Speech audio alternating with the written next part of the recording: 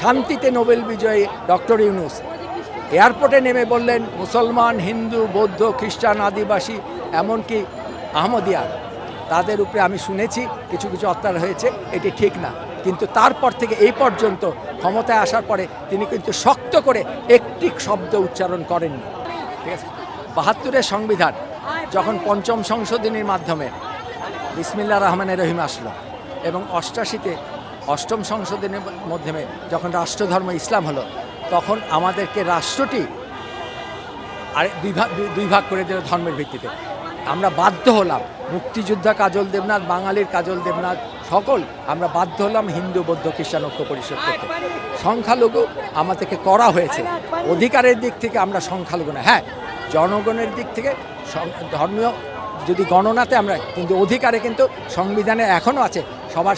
রাষ্ট্রটি জনগণের, রাষ্ট্র ক্ষমতা সবাই শেষে, কিন্তু সেটা আমরা প্র্যাকটিস করছি না। এখন আসি আপনার দ্বিতীয় প্রশ্নে, যে প্রতি বছর কিছু ঘটলে আমি একেবারে বলি, সাদ্দাম হোসেন যখন ইরাকে মারা গেল, সেটার জন্য কি দায় আমাদের? তখনও কিন্তু আমাদের মন্দির ভাঙা হলো, খ্রিস্টানের গির্জা ভাঙা হলো, বাবরি মসজিদ ভাঙা হলো, সেটিকে আমরা ভাঙতে গিয়েছিলাম। তার জন্য ৯০-৯১-তে কী ঘটলো আপনারা জানেন। এবার যে আন্দোলনটা স্টিগমা হলো বৈষম্য বিরোধী আন্দোলন। বৈষম্য বিরোধী আন্দোলনে স্টিগমা নিয়ে যারা ক্ষমতায় বসলেন, ছাত্রদের বৈষম্য বিরোধী, আমাদের গত 2 দিন যেটা হলো সেটাও কিন্তু একেবারে স্বতঃস্ফূর্ত, ছাত্রদের মতো একেবারে স্বতঃস্ফূর্ত। এই স্বতঃস্ফূর্তটাকেও কিন্তু প্রশ্নবিদ্ধ করার একটা চেষ্টা চলছে কোনো কারণে।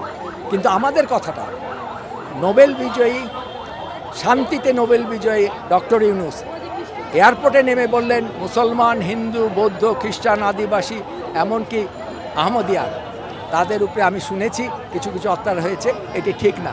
কিন্তু তারপর থেকে এই পর্যন্ত ক্ষমতায় আসার পরে তিনি কিন্তু শক্ত করে একটি শব্দ উচ্চারণ করেননি। এটি আমরা খুব ক্ষোভের সাথে এটা আমরা প্রত্যাশা করি না। ডক্টর ইউনূসের কাছে শান্তিতে নোবেল পুরস্কার যারা পেয়েছেন, তিনি দেখছেন কি হচ্ছে। তার স্বরাষ্ট্রমন্ত্রী বলছেন আরও 4-5 দিন লাগবে, কিন্তু আমার এটা বানার জন্য সেনাবাহিনী তো আছে, আনসার আছে, পুলিশ নাই, কিন্তু কি করে করবেন সেটা তো তিনি জানেন। এবং সবচেয়ে বড় কথা, উনি যদি স্পষ্ট করে বলতেন, দায়িত্বটা নিয়ে যদি বলতেন, এবং এখনও যদি বলেন আমি কোনো অবস্থাতে কোনো নির্যাতন, কোনো নিগ্রহ, এবং একটি হিন্দুর বাড়ি, একটি বৌদ্ধর বাড়ি, একটি খ্রিস্টানের বাড়ি, একটি মন্দির, এমনকি কোনো মুসলমানের বাড়িও আমি আক্রমণ করতে এটা দেব না, প্রত্যেকের অন্যায় করলে তার আইন, সেই কথাটি তিনি স্পষ্ট করে কিন্তু এখনও বলেন। ওনার মুখ থেকে স্পষ্ট উচ্চারণ হতে হবে, তা না হলে পরে এর ফাঁকে ফোকরে ওনাকে প্রশ্নবিদ্ধ করবে। আমরা ওনাকে প্রশ্নবিদ্ধ করতে চাই না।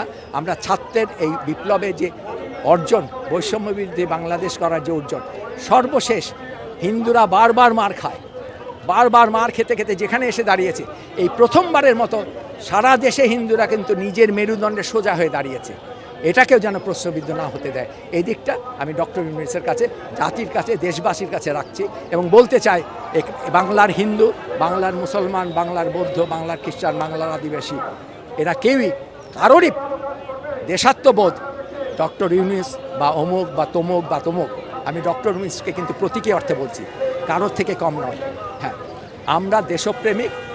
আমাকে যদি আমার প্যাট্রিয়টিজম নিয়ে কথা বলার আগে তাকে দাঁড়িয়ে বলতে হবে তার প্যাট্রিয়টিজম বা তাদের প্যাট্রিয়টিজম থেকে আমার প্যাট্রিয়টিজম কিন্তু কোনো অংশে কম নয়। আমার মাটিকে দাঁড়িয়ে আমার মন্দির ভাঙবে। আরেকটি কথা বলি, ধর্মীয় অনুভূতিতে আঘাত গত কয়েক বছর যাবৎ হচ্ছে। ধর্মীয় অনুভূতি, কই মসজিদ ভাঙলে তো একটা কথা বলি, কই মন্দির ভাঙলে ধর্মীয় অনুভূতিতে আঘাত লাগে না?